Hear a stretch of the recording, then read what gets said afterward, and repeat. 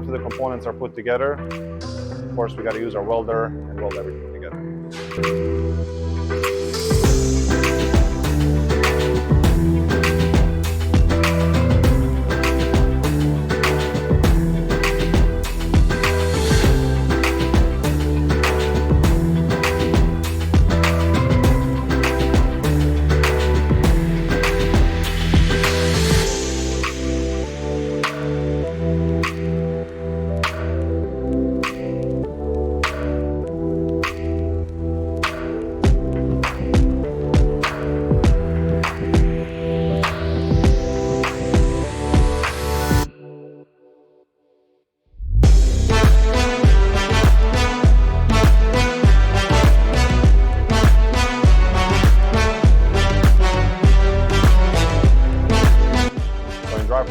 We pride ourselves in having various different balancing machines where you can balance 1 piece, 2 piece, even 3 piece drive shaft.